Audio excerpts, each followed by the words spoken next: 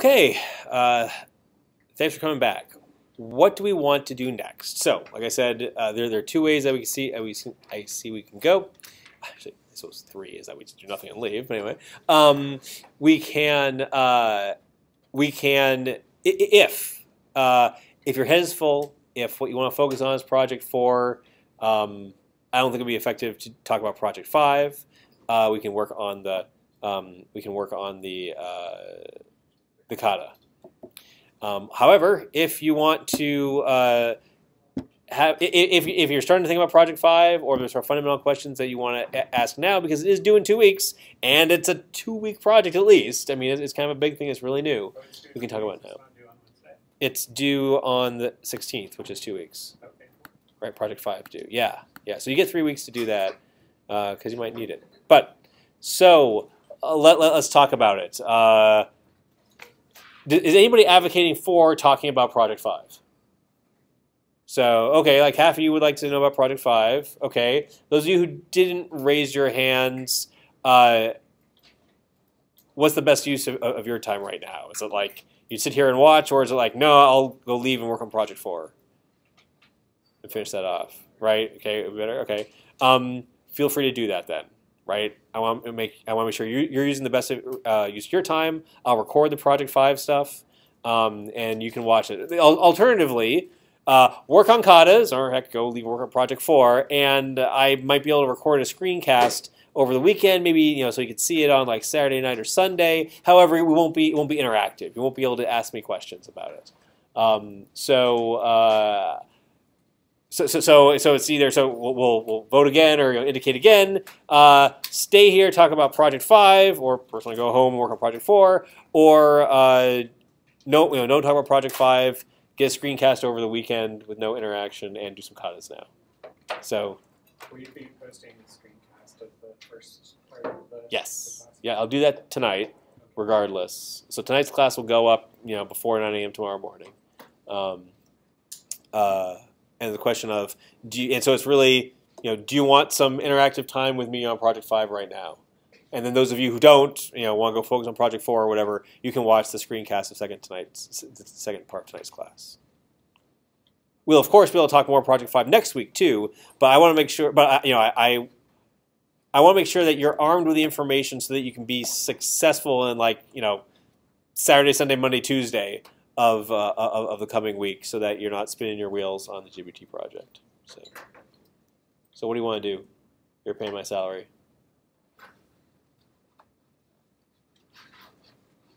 Project 4 done.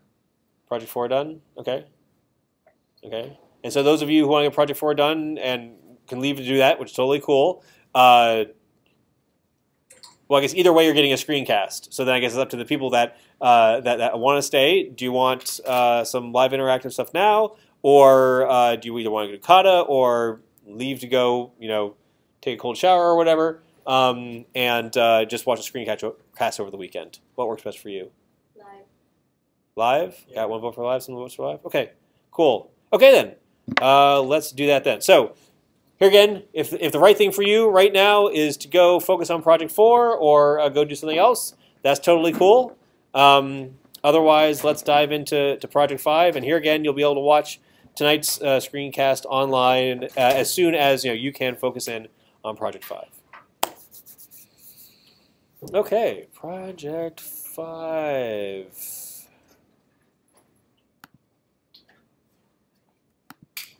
See, I started this last week, so let's just review.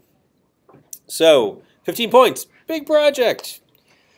This project uses a tool called Google Web Toolkit to build rich internet applications. So by rich internet application, I mean, not like, Amazon.com in 1999, where it's like, a big CGI form, you enter in some fields, you click submit, right? It's not that kind of web application.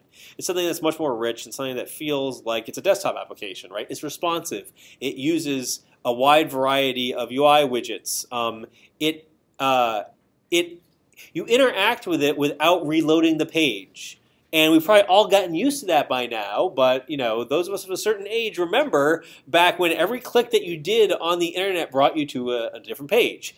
That's what HTTP was intended to do, right? HTTP, or rather, HTML was meant to be, it's hypertext markup. It is some visual stuff, but then you are going to different documents.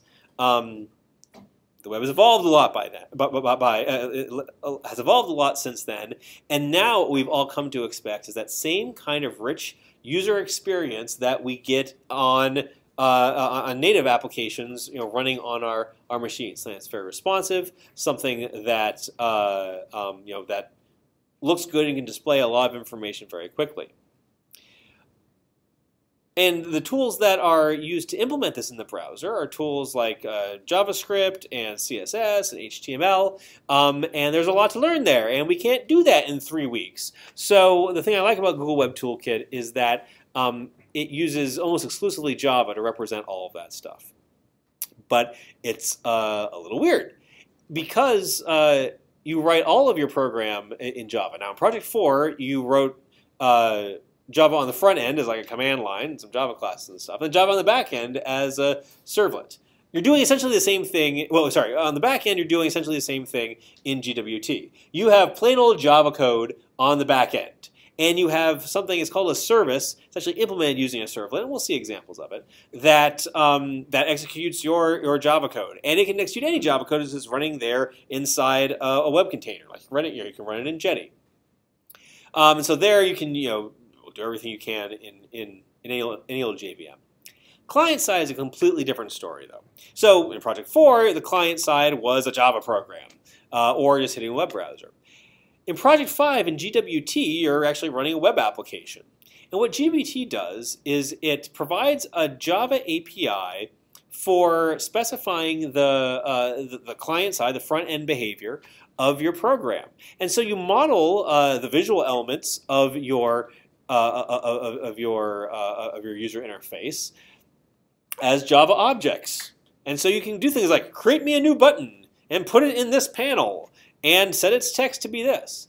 And then you also use Java to specify what happens when the user interacts with those visual elements. So you can say, okay, great. When the user clicks this button, go do this. And this can be things like pop up an alert. It can be things like, okay, go change something in the UI, like display these fields. Or it can be something like interacting with the server. And what GWT does is it takes all this Java code that represents what your front-end functionality is, and it compiles all of that Java code down into HTML, CSS, and JavaScript. And that's what then gets deployed to your web application, is then served up as your website, as your web application. It's kind of wacky, and it has some pluses and some constraints. The plus is that you're writing Java code, which is good because this class is all about writing Java code, right? Good. So you know the Java syntax, and you know a lot of the Java libraries. And so what GWT has provided is what are essentially JavaScript implementations of many of these standard Java APIs. So if you go off and watch the whatever it is 7-part lecture that I have on GWT, it's not really 7 parts, it's like 2. You'll see that there are all these APIs that you've come to know and love over the last 6 weeks that are available in your client-side GWT code. So things like the collections, like you can use an array list. You can use things like Java lang int. You can use what are some other good examples? Those are the ones that come to mind. Anyway, there's a bunch of APIs that they support. However, that Java so this is Java code compiled into JavaScript. There are some things that there's some Java APIs that you can't support in the browser. So for instance, you can't write to files in the browser. This is a security vulnerability, right? Your browser doesn't allow access to the file system. There are also, so the APIs are simply not available because the browser doesn't support them. And then there are other APIs that would be very expensive and very, it would be slow to implement that full API in JavaScript. And the one that comes to mind, I think is relevant that's most relevant to you, is text formatting and text parsing. So you guys have been able to rely on, excuse me, rely on simple date format or some date format, or you're using the stirf stuff or the new Java time APIs in Java 8. That's not available on the client side in GWT. Instead, they provide their own APIs, their own Java APIs, that accomplish the same thing but do it a little bit differently. So this will be a challenge in your Project 5, is that you'll need to use different APIs to do things like validate your dates on the client side in your UI. What else do you need to know? So those are some of the caveats. So pluses, you're using Java, and so you can use the language and the APIs. Oh, and the tools. Like you can write unit tests, and I'll show you how to write unit tests for all of this stuff. Those are pluses. Minuses is that you can't use the entire language. And you know the right way to do this, and certainly GWT is not taking over the world. Yes, it's still supported, and some people use it. Even I think even inside Google, they've moved away from it for the most part. And so then you're not going to go out there and get it. You're not going to put GWT on your resume and like get hired and stuff. But it's for me, it's the easiest path to writing a web application, given what I've prepared you for in the last 6 weeks. Another thing I like about GWT is that it has a pretty good Maven plugin, and so everything is driven by Maven. Again, what you're used to and what I've prepared you for. So. There is an archetype that I've created for you, and I ran through the archetype last time, and so I believe it's here in Airline GWT. And so your source code for GWT is divided into 2 parts. There is the client side and the server side. The client side is what's compiled into JavaScript. And so your client side code that resides in this client package is then subject to the restrictions of GWT client-side code, meaning it can't use like the file IO API, and it can't it can't use simple date format. But it can use lots of things like array lists, and certainly any class that you write will be. And if you're just using primitives and stuff, so like for instance, here I have a client-side class called Airline, and it extends the abstract airline. So my code is GWT safe. And it's got an array list of collections, right, just like it's used to, and stuff, and you can add to it. And so all of this will work in the client side, because the GWT compiler will look at array lists like, oh, I know about Java util array lists. We're old friends, and so I know how to convert you into JavaScript, stuff like that. So airline and flight will be simple. It does know about Java util date, so you can use a date, but you can't use a date format. So then you'll have to figure out your way around that. So that's what's there on the client side. We'll take a look at these classes in more detail in a little bit. Yeah? Does this start to break down if you have like multiple clients, like requesting information at once? Very good question. So yeah, GWT is not a good choice. So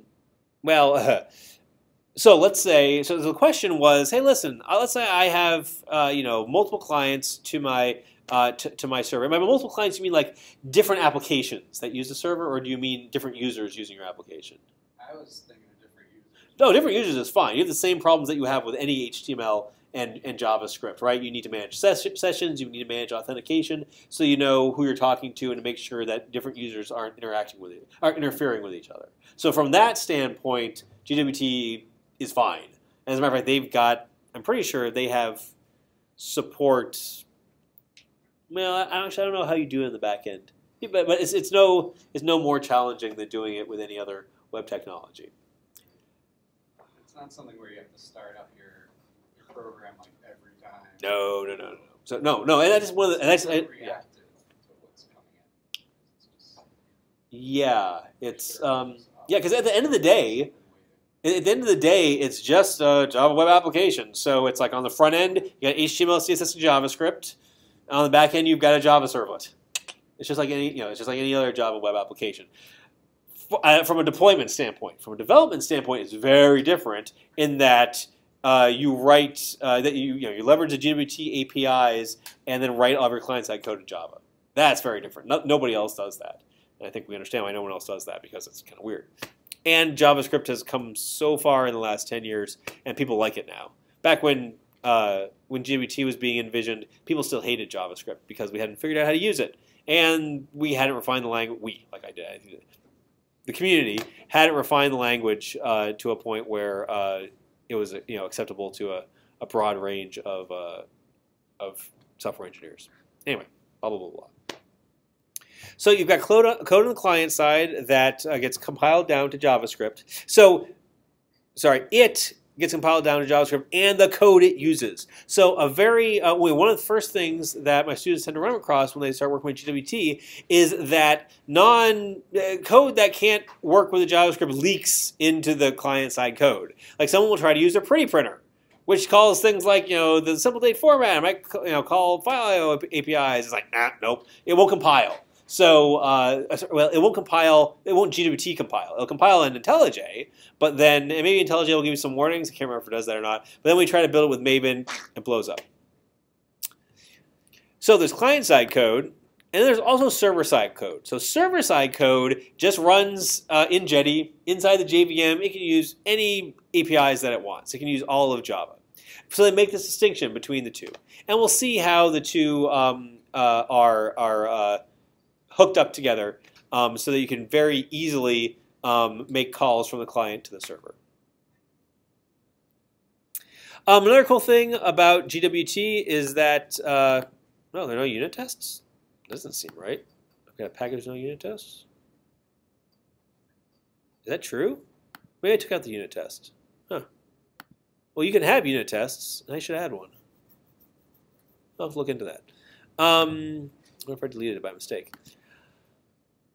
You can also have integration tests, and we will. I'll speak briefly to the integration tests. There are two flavors of integration tests. One that just tests essentially your servlet. They're called services, and basically what they do is they give you like this remote object. So it's like pretend you have an object over here in this JVM, and then you have an interface that you can just call the methods on over here, and like all this magic happens, and the methods get invoked over there. So basically, all of that work that you did to marshal your airlines and your flights between your client and server, GWT takes care of all of that for you. It's actually pretty nice. So you can test that, but then you can also test your web UI yourself. And so what these GWT test cases do will actually start up your application, your front-end code, and through a Java API, through the Java API, actually it's not an API so much as it is, you can do things like just create my UI object, and then you can interact with it. And so you can get very, so you can actually test the UI to make sure it's doing the right thing that way. So that's a little preview of what we'll see. And so then please be sure. Oh, and there's a whole bunch of glue stuff like configuration, which I hope you don't have to mess with. I think I've fixed a whole bunch. I've simplified a whole bunch of things. Famous last words. In previous terms, there was like some renaming that you had to do, and people always got confused. It's like, no, I don't want you spending time learning about configuration files. I want you writing Java code. So hopefully, I've gotten the archetype to a point where you're mostly writing Java code. But we shall see. So, this is the code on the inside. You got your client code, you got your server code. Let's run the application.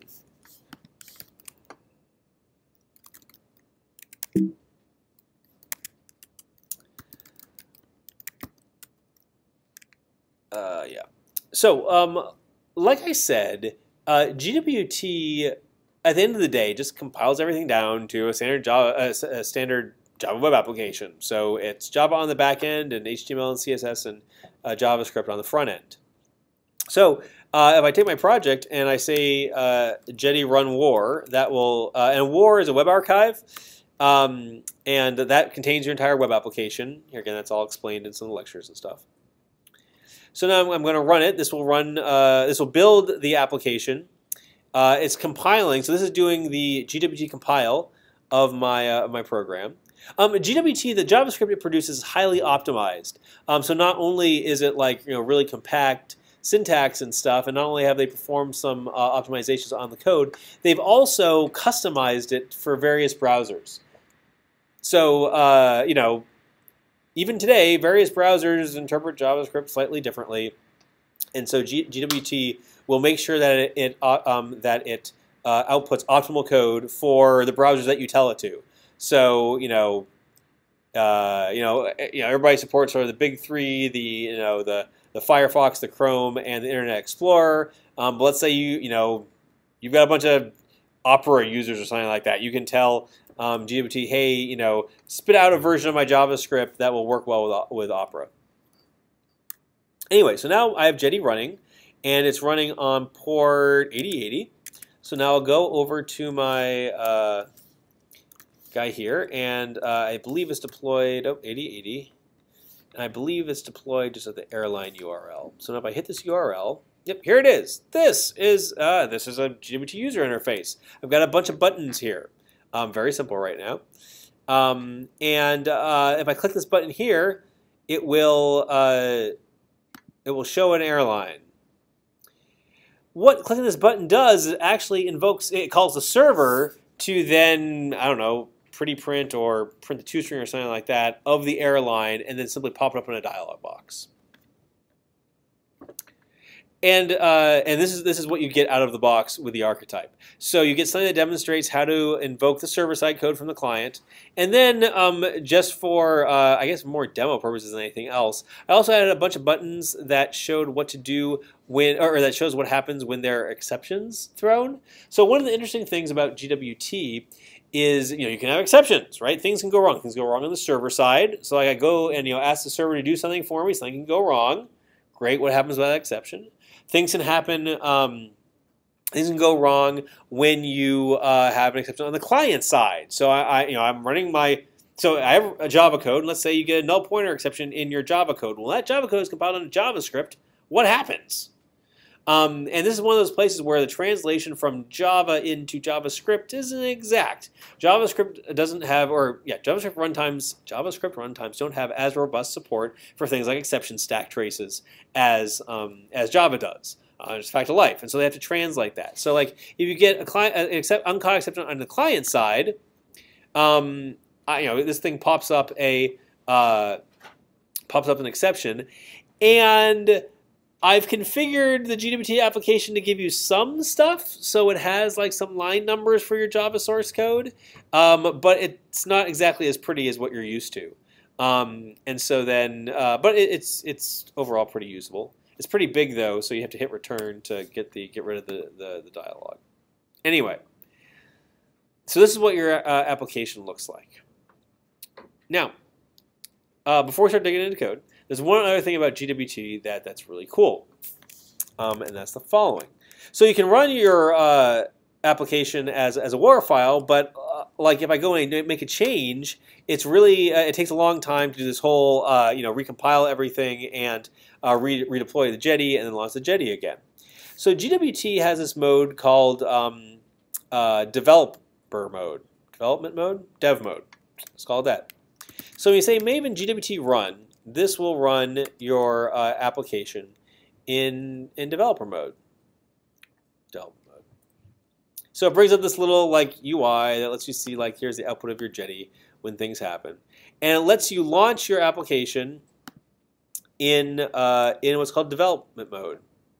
So it's compiling the airline, and you're going to see that it's slow. Okay, and so I can still do my thing. But now when I go in, and I demonstrated this a couple of weeks ago, maybe even last week, I can't remember. If I go in and change something, like let's say I want to change this button to say show airline to the class on Wednesday.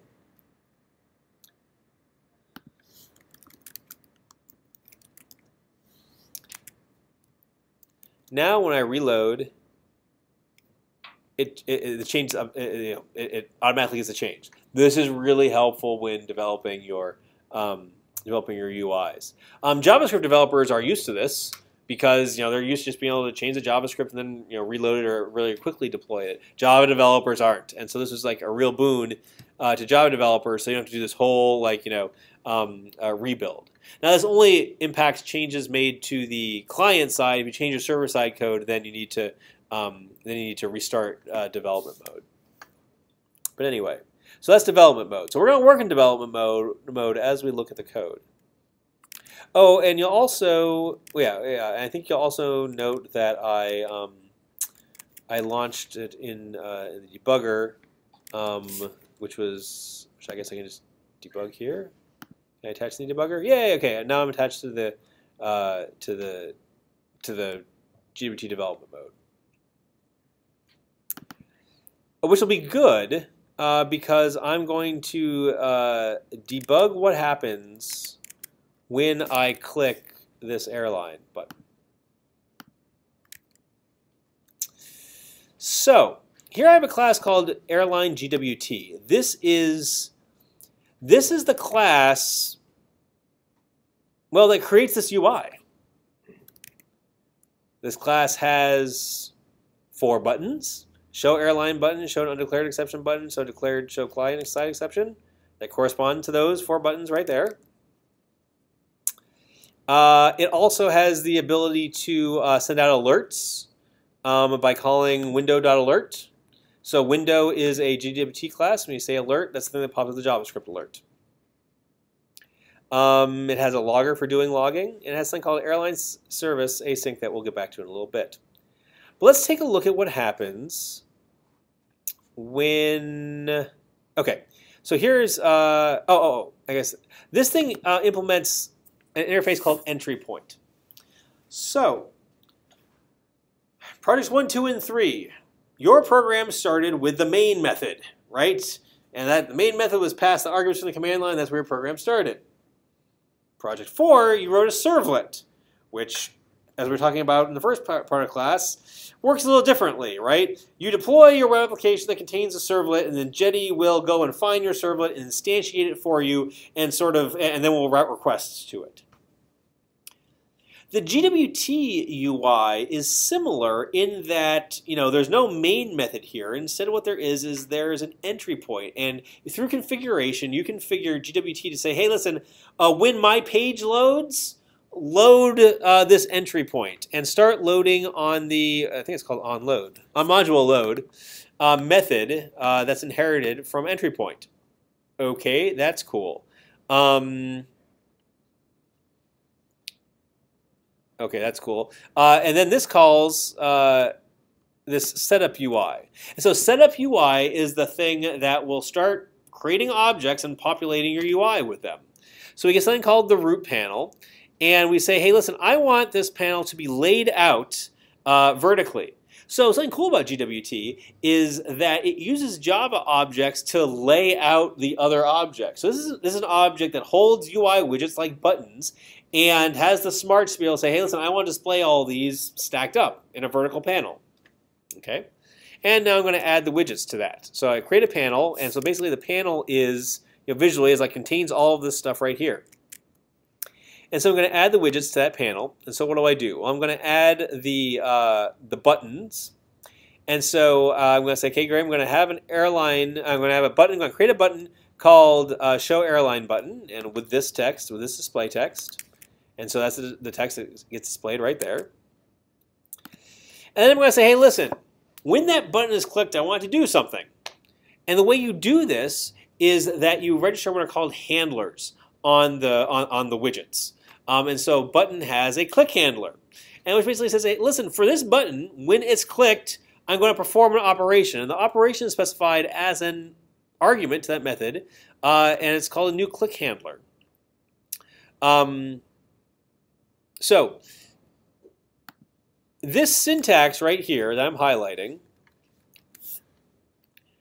is called an anonymous inner class. So again, in the lecture I go into way more details, but the whole idea is that syntactically what I can do here is I can say, hey, listen, add click handler. If you look at the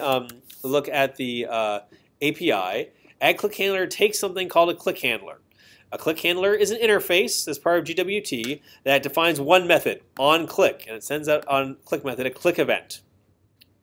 Let's make this bigger.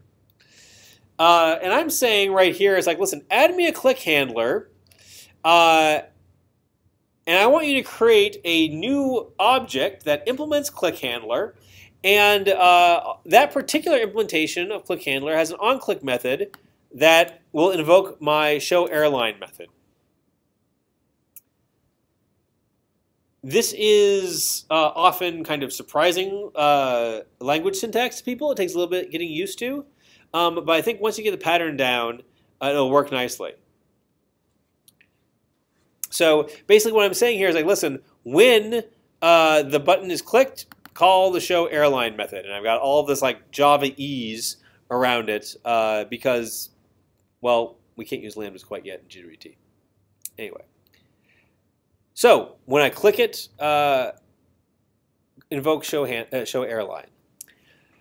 It's very important to note here that we're doing a different kind of programming than we're used to, right? In projects 1, 2, and 3, you could literally walk through the code and you'd be doing exactly what the program's doing, right? So, okay, parse the command lines, and so I'm gonna, iterate. Here I have a for loop that iterates over my arguments, and then, I set some variables, and then down here, oh, this is where this is where I'm going to create my flight. Great, I create an airline, I add the flight to it, and then, oh, okay, I'm supposed to pretty print it. Okay, I'll pretty print. All that stuff is straight line, bang, bang, bang, bang.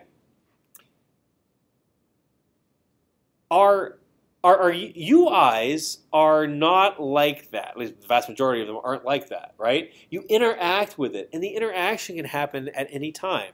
So your code needs to be reactive to what the user is doing.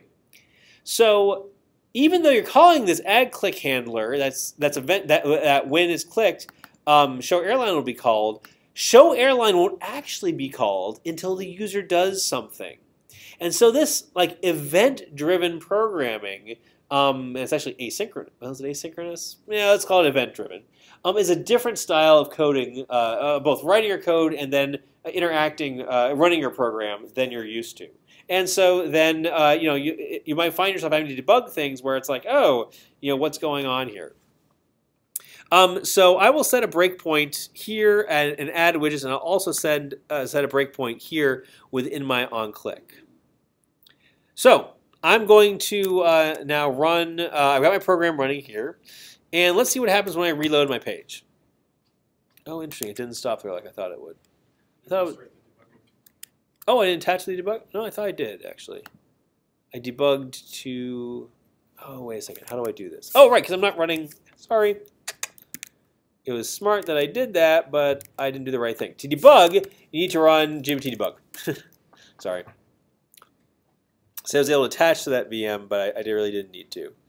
Okay, so this is running on port 8000. So I want to create a new configuration, remote, and new configuration, remote, and I'm going to call it GWT debug, and it's going to run on port 8000. And let's see here, has it started up yet? No, it is waiting for me to attach, so I will attach. Nice. Now when I reload my browser, compiling the airline,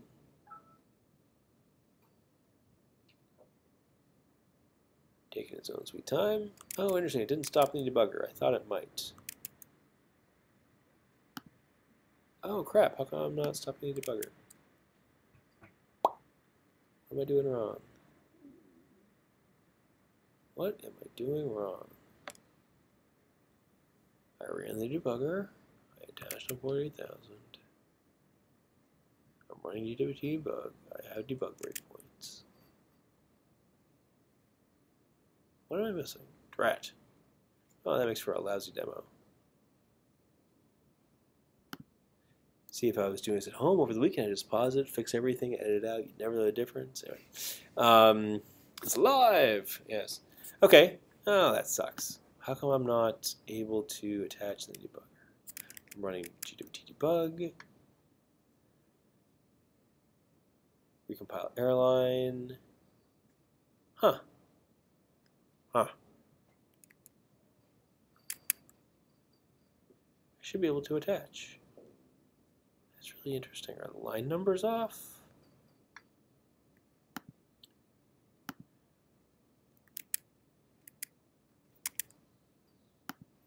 Nope. Ah, bother. Sorry about that. Okay, I will work on that later. See why it's not debugging the way I thought it would. Okay. We'll walk through it instead. Yeah, that'll be much more effective. Anyway. When I've registered this click handler, and when it's clicked, show airline is called? I can look at the logger perhaps. Okay, and so what does show airline do? Show airline calls the server to get information about an airline, and then it prints it out. Or sorry, it formats a string, and then it does an alert of that string. So now, actually, let's add something a little. Let's add something a little simpler. Let's do that real quick. So before we get into the whole client-server thing, because it can be kind of confusing, let's add ourselves a new button here. So let's add two things. Let's add a text field.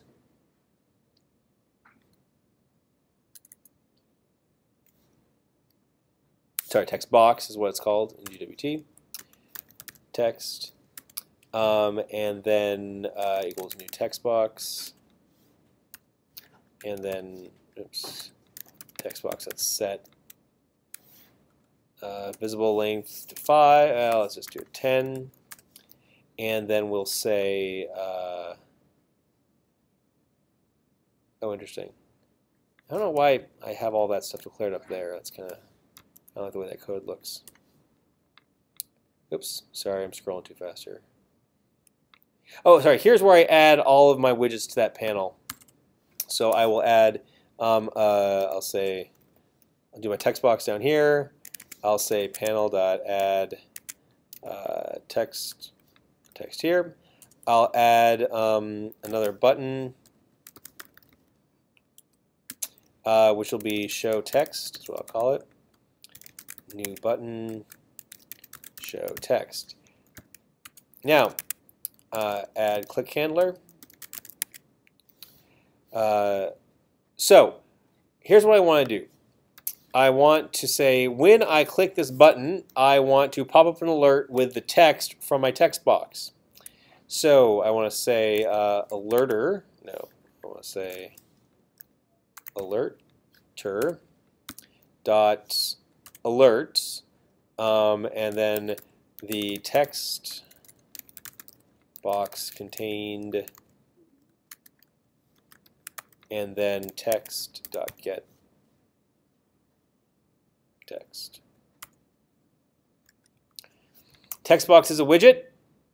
It's a box of text. You can configure things about it, like how many characters are visible.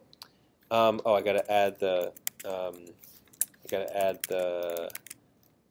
show text button to the panel also. So button. So show text is a button. When I click that button, what do I want to do? I want to call that alerter. I want to alert to say, hey, the text box contained the value, the get text from the box. Okay, what does this mean? I'm going to reload my page. Oh, what didn't it like?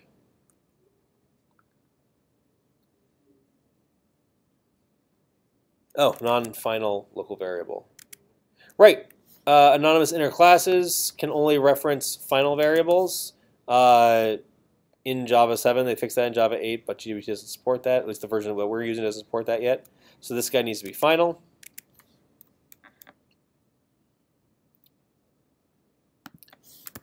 Hello. Click on show text. Hello. So what we've done here is we've added a new button that interacts with another widget. And so let's take another look at this again. We created ourselves a text box, and we added it to our panel. We created a button, and we said when that button is clicked, go get the value of, or go get the text that's in the text box, and concat it to a string and put an alert on all of that. So this is a very simple example of what a button can do, and so you can, hopefully you're sort of designing what your airline user interface is going to look like in your head, and it's the kind of thing you might want to do, right? You might have a field that contains some stuff, and you when you click on a button, you get information out of that field, and you do some stuff with it. So one thing that you can do with it is that you can alert on it. Another thing that you can do with it is you can communicate with the server. That's what happens here in show airline. So, how did you communicate with the server in Project 4?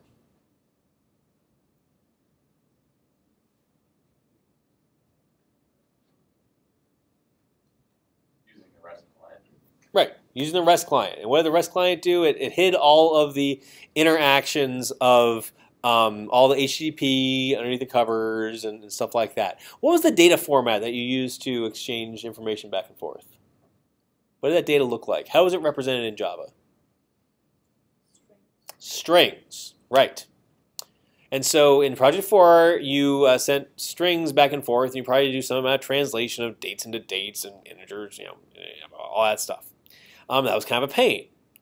Wouldn't it be nice if, well, and actually if you think about, and wouldn't it be nice if instead of having to send all those strings back and forth, you just send an object, right? Because like, the way I even wrote it into the airline REST client, right? When I wanted to add a flight, I added a flight object because that's what makes sense to me as a Java programmer. I want an object. Well, GWT allows you to do that. Lets you basically say, hey, listen, I've got this service, and the service can take Java objects. You can pass back, array lists. You can pass back, like a flight or whatever. And it can go both ways. So you can send information there, and then you can also get it back.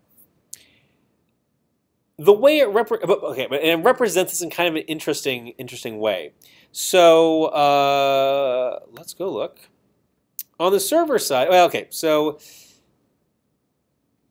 you have, there are two interfaces and an implementation. So there is every service in GWT is made up of, or has two interfaces and an implementation. One interface is the service interface. And the service is just a Java interface. It extends this remote service interface, which is a marker interface. And the service is basically a client-side. Well, it defines the contract for the service. So this airline service has methods like get airline, and then also in order to demonstrate what happens when exceptions get thrown. It has throw undeclared exception and throw declared exception. And by the way, sorry, big asterisk based on what I learned in Project 4. Throw declared exception and throw undeclared exception and throw declared exception are for example only. They are not meant to be part of your UI. This is meant to show you how to work with exceptions being thrown on the server side. You can delete them. You can choose to ignore them. Take out the button that says, throw up an exception or whatever. But they're there just for examples. So it's very much like the do delete or like the hash map in Project 4, where it's like it's just meant to be an example. By the way, this is the first. I just introduced these a few weeks ago, so I've never had students work with them. So hopefully it's not too confusing. The important one is this one: get me an airline. And what does it return? It returns an airline. So it's an airline object. That the client ends up using, as opposed to having to convert everything to strings. So, and I guess another important thing is that at the end of the day, a service is just a Java servlet. As a matter of fact, if you go look at the implementation of it, it extends something which itself is a servlet. And so underneath the covers, GWT takes care of a lot of the deployment magic and stuff for you. But you've got this service, this airline service here, which implements that service interface. So it implements this guy we were just looking at right here, and it allows you to do the following. So you provide an implementation of the get airline method. Now this is kind of a dumb airline, a dumb thing. So I just create a new one, and I just add a flight to it, and I return it.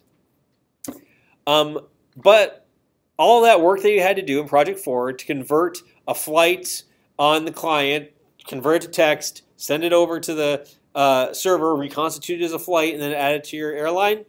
GWT takes care of all of that for you using something called serialization. So the whole idea is that you take an object and you serialize it into bytes, or actually characters is what it's serialized into such a format that it can automatically be like slurped back into the JVM, reconstituted on the server side. We use a programmer, don't care. The GWT framework and client-server communication takes care of all of that for you. And so that's super convenient, right? So you guys can focus in on using your classes instead of having to convert them back and forth into text to send over the wire. So on the server side, you have this airline service impl, which has get airline method. And so you can imagine, that you want some sort of something similar in your project. So that's on the server side. The client side gets weird, though. So, have you ever had a program freeze up on you? Is anybody here old enough to have used Windows 3.1 in like elementary school or something like that, right? Remember the bad old days of Windows? Like you would go and let's say it was like you click save and then like all of a sudden your hard drive was like a chunk, and what happened to your UI? It became unresponsive, right? You tried to click on other things, nothing would happen. Maybe the operating system would be smart enough to put up a little hourglass or on a Mac, a little little spinny ball or whatever. That's an indication that your program has become unresponsive. Now, in a UI, do you guys know about multiple threads of execution? You know when I say threads, what that means, right? You can have within your process, you can have multiple things going on in the CPUs. Or okay, well, if you're when developing a UI, you want to be able to handle events very quickly. And so that means that often what you do, let's say you've got an operation that could be expensive, like writing a file to disk, or in this case, doing a web query, right? That can be comparatively expensive. That could take, many milliseconds or even seconds if something's really slow, right? You're out in the middle of the woods and you have really lousy internet, and so it's it's really slow to do things. You don't want to block your UI, or you don't want to block your user from doing other things in your UI. So what often you do is that when you handle a button click, if you know you're going to be performing a potentially expensive operation, you spawn off another thread and have it do that in the background, right? So that's good. So now you can still interact with your UI, and maybe you put up a little message saying, "Hey, listen, I'm fetching from the internet." You put up some sort of progress indicator or whatever, because you're like let's say you're downloading something, you're really slowly. You still want to be able to interact even though you're downloading in the background. However, so now your UI has gone on. You can still click, and all that's still working. Meanwhile, you still got this thing going on in the background. When that thing completes, you then want to alert your UI. So you basically have this asynchronous behavior. Whereas like I start an operation, it happens off in the background, and when it's done, I want to be alerted to it so I can then handle its result. Right? Great, I've downloaded your MP3 file, really dated reference, and I'm going to play it. Okay, cool. How do you represent that in code? Because code is straight line. Code, Java programming language comes from C, which was written to be synchronous, right? You start your main, you do all of your stuff, and if you have to wait for it, fine. It's a command line program. It'll just sit there and wait, and then finish downloading stuff, and then continue on. So we don't have really good programming language support for performing things asynchronously. So we need to compensate it for doing some things that kind of look weird, but once you understand it, you'll understand why. So I have, and this all comes back to the service. I have this service, and the service is remote, so it might be a slow operation to go and call that. So when I click my button, I don't want to call my service and then wait for my service to return before continuing on. I want to spawn off a background call. And this is supported natively in the browser through something called the XHR, the Xml Httprequest object. Thank you. The whole idea is that this object allows you to make calls back to the server that served up the web page without the web page reloading. And this is really nice, right? Otherwise, like I click the button, the whole thing reloads, it looks awful, it scrolls back up to the top. Ugh, right? We don't write web pages like that anymore. Things are much more rich. But it means that you have all this stuff happening in the background. Now, so you go off and make a call to your server, and then you want to be able to handle the response back. Well, how do you handle it? How do you get that response? Basically, what you do is that you say, hey, listen, right now, you say, hey, go, hey, XHR object, go invoke go call the server, and when it returns, go execute this code with the result. And that's reflected in the in Gwt as follows. So for every service interface, you have something called an async interface. An async interface provides like a mirror. a mirror image? I don't know, another version of your interface. But instead of, well, actually, in addition to passing arguments to it, the return result isn't expressed as, all methods return void, because the method returns right away.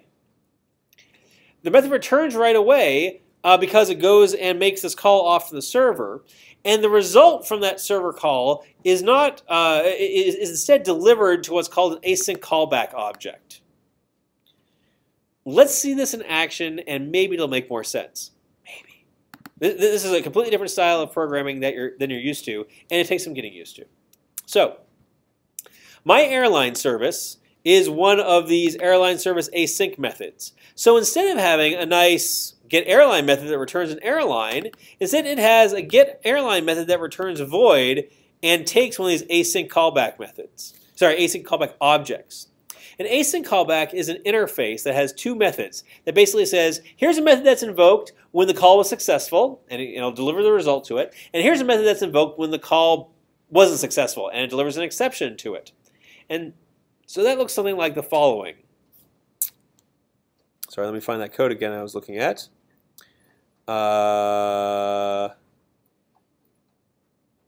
Show airline.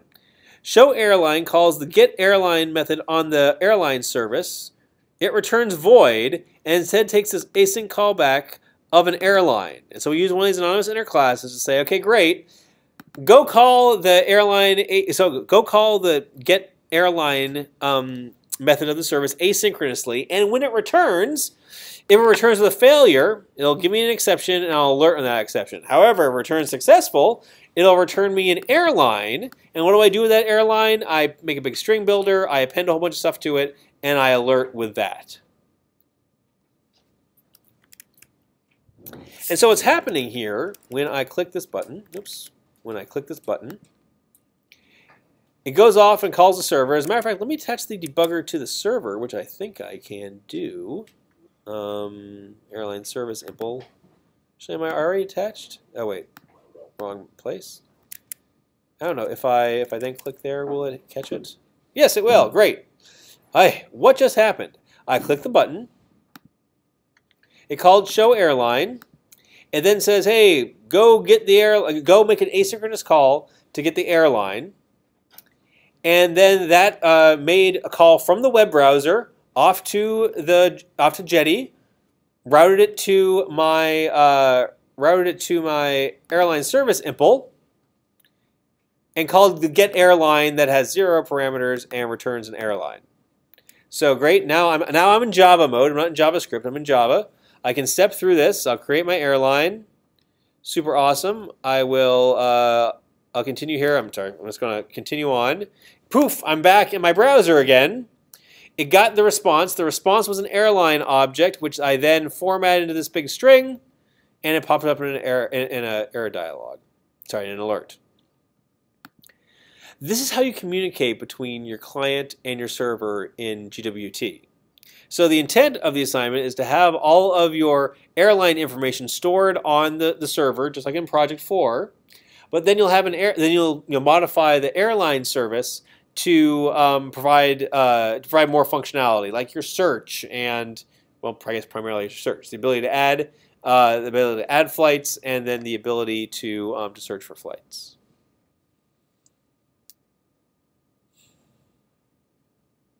I'll pause for questions because I'm thirsty. Is this helping? Is this making any sense? Are you guys in the mindset to absorb it? Yeah, if not, go back and watch the video over the weekend and see if it if it helps. Can you go back to that Java code that you were just asking? Yeah. So, Not this Java code. So that anonymous inner class there? Yeah, here on the client side. Yeah. So what methods are you overriding? Like, On failure and on success, which are inherited from this interface. from what interface? Async callback.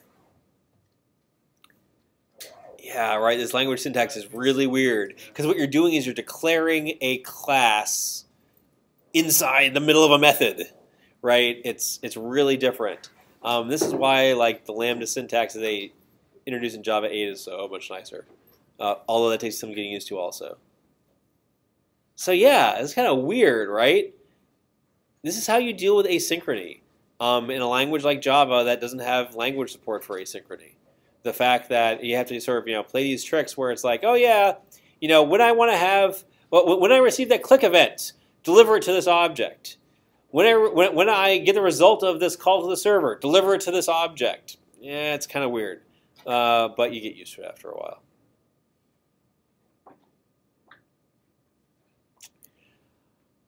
I want to change something. I'm sorry. Any other questions before I move on? There's one other thing I want to do. So how does when it comes back asynchronously, whatever the object is? Yep. How does it know which function? Because you register the callback. So yeah, Gwt takes care of that for you. So it knows that for a particular invocation of getAirline, right? It does the bookkeeping to then say like getAirline will the call is getAirline. The magical implementation of airline service async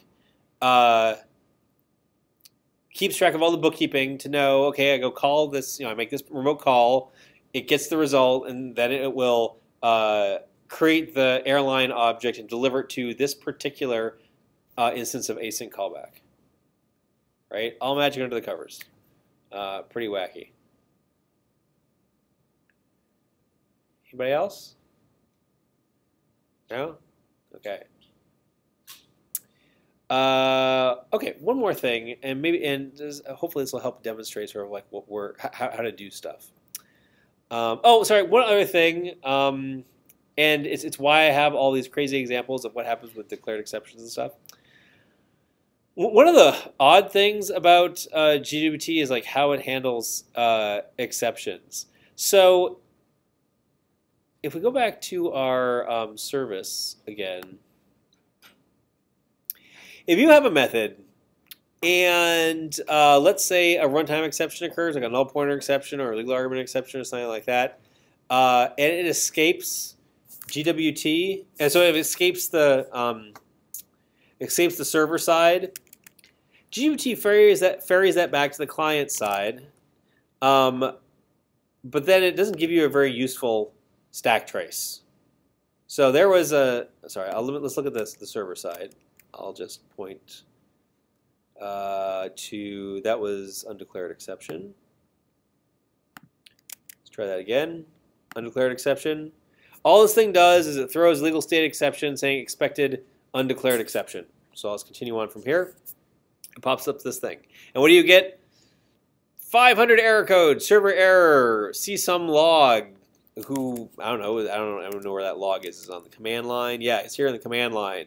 And this is where you can find out what the legal state exception is. Okay, that's not awful, but it's not very convenient. If, however, you have a method that declares that it throws a legal state exception,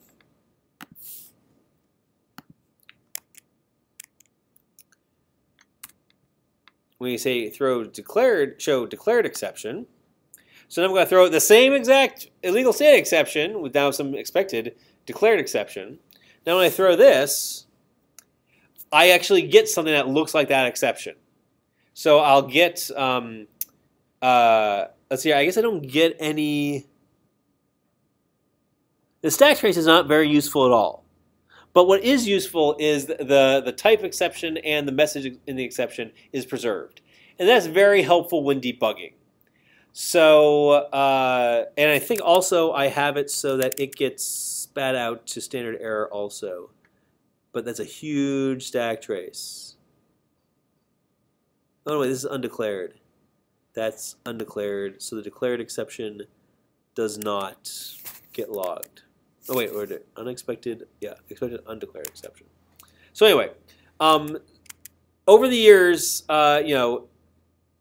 students have struggled with, there's an exception happening someplace and I can't find it, and you end up losing, 15, 20 minutes trying to figure all of this stuff out.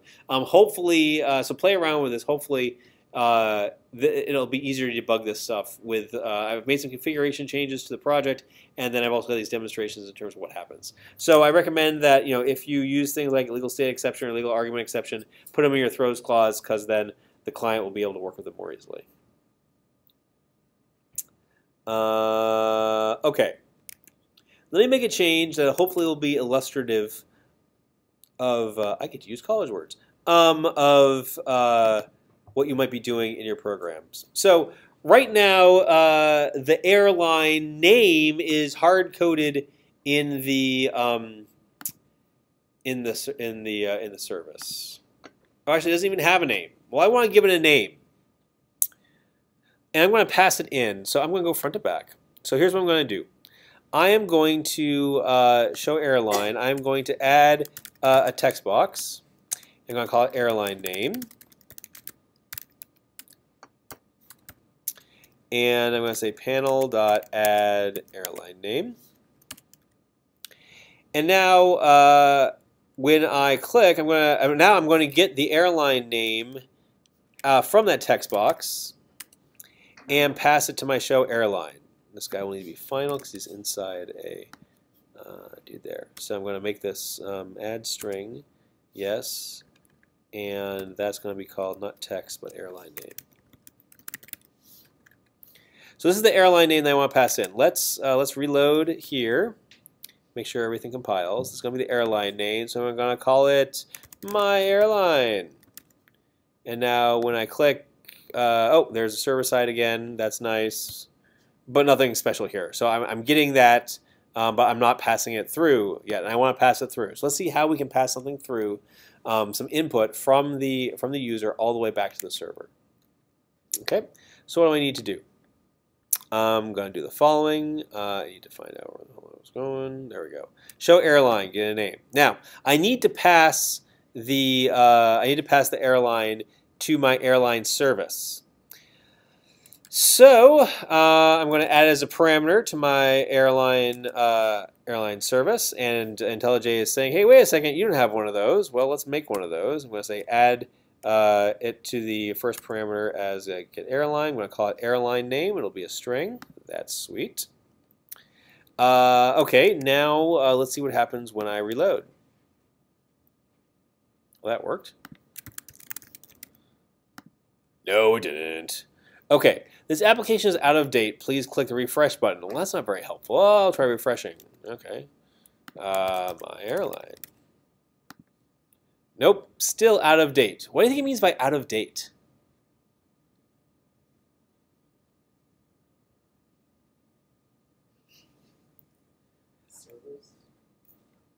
Server is not updated. The server is not updated. Okay, what needs to be updated about the server?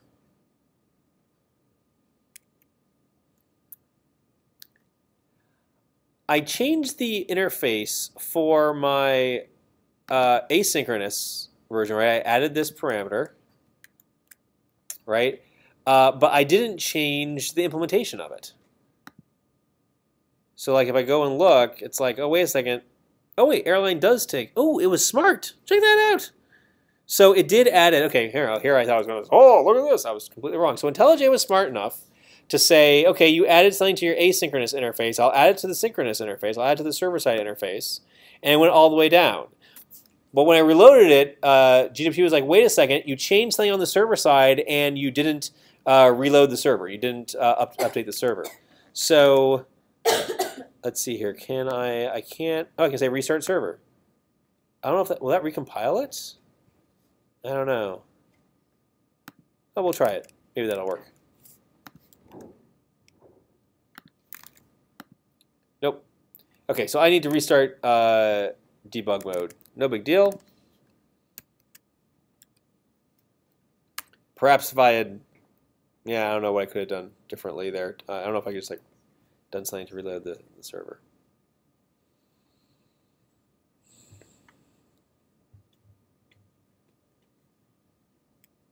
Oh, maybe is that ready now? So let me reload. No, it hasn't started up yet. Oh, it's in debug mode. I need to attach. Forget it.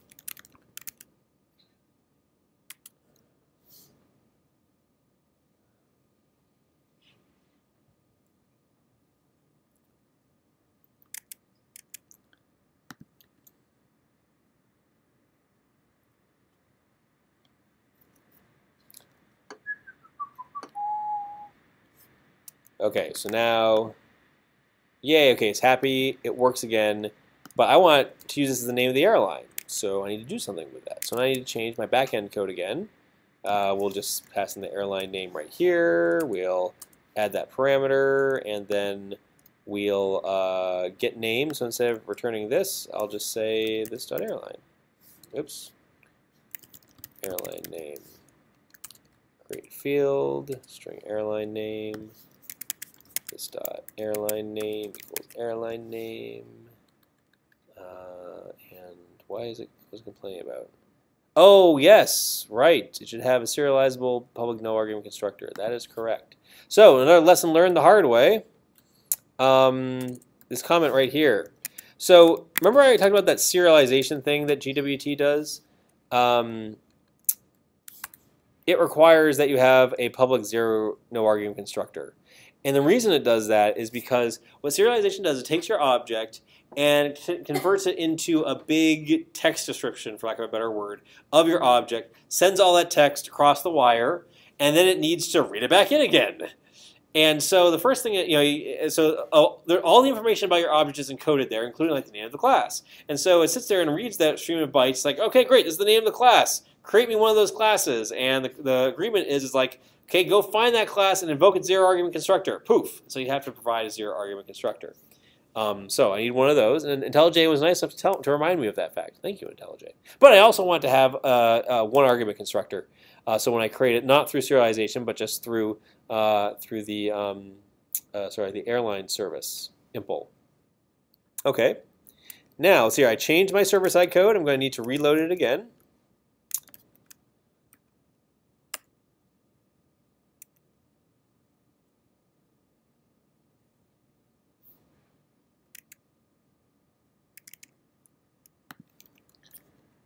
Okay, and now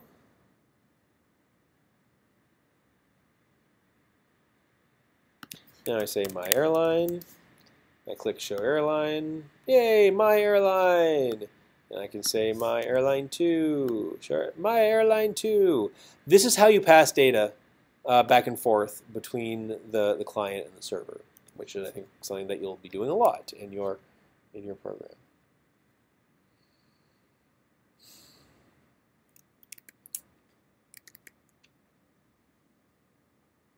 And I think that's about it as far as what I wanted to show you tonight. So next steps from here. First of all, finish off your project 4. If you're ready, when you're ready to start project 5, watch the lectures, please. Probably want to review this screencast tonight. And one of the things that you'll see in the lecture is that there is a bevy, a veritable cornucopia of widgets, of UI widgets. In GWT, a number of which I think are really good fits for the kinds of things that you do in your projects. As I said in the assignment, this is an opportunity for you to be creative. I don't know how much experience you guys have working with either rich internet applications or even just doing user interface programming, visual user interface programming in general. But I think one of the things that I want to make sure that you get experience with is this kind of stuff. It's a different kind of programming, as you've seen. But it's a lot of the same Java stuff that you've done before. You'll be using an API. You'll be using our old friends like collections. You'll be writing your own objects, and you'll be debugging your code. So it's all possible with GWT. Any other questions? Yeah. How much functionality should this application support? Everything that your project 4 could do. So create an airline, add flights, search flights, yeah, and pretty print. Single airline or multiple? Single airline's fine. You can do multiple airlines if you like. You can have like merge airlines. You can have like, anyway, yeah, was that a question? Well, so is everything supposed to be shown on the No, actually, that doesn't seem like good UI to me. Right? Yeah. Okay. So yeah, let's fix that. That's cool. Show airline. Okay. So now let's have. Yeah. Thank you. Okay. So now let's have. In addition to this, let's have a text field. No, text area.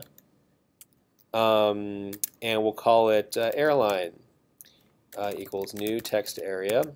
And let's see, does this have no parameters? Okay, so airline set. Text area like a label? No, text area is a box. Oh. Is it a? Yeah. Well, then what's the difference between a text box and a text area? Text area is one line. Text area is multiple lines. Okay. Yeah. So let's make this like 80, because everything should be 80 characters wide. Text box is one line. I'm sorry. Yeah, did I say that? It's a text area. Oh God. Yeah. Thank you. Set visible lines. 710. And then panel. Oh, and then let's add that at the end after all of these guys. Oh, wait a second. Add the end here. Panel.add airline. Let's just. I want to call it airline. Airline pretty text. There you go. That's a better name for it.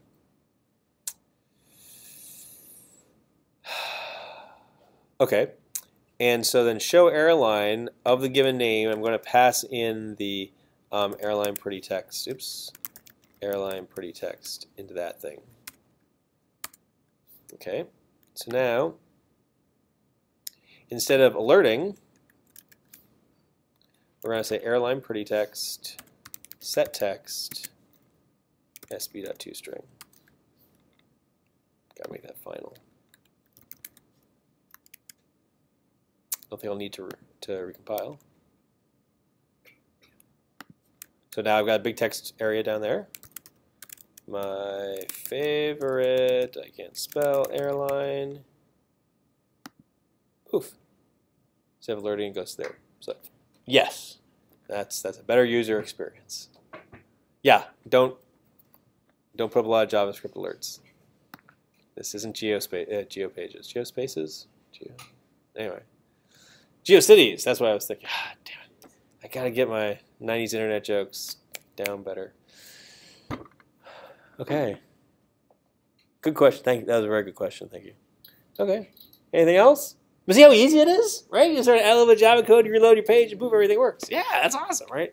Rapid feedback. I hope you have fun. Really, I mean, yeah, writing text files, that was like proving that, you can learn Java APIs. This is about having fun. This is about saying, hey, wow, look, I can write something that looks like real software as opposed to like, software that my professor learned back in 1975. So, yeah. Cool. Okay. Anything else? Due in 2 weeks? Okay. Next week, we'll talk some more Project 5 because I'm sure there'll be some questions. And we'll do some more kata-ing because I've missed that. So, anyway. Great. Have a great week, everybody. Thanks for all the questions. Let me know if you have any more. And I'll see you next time.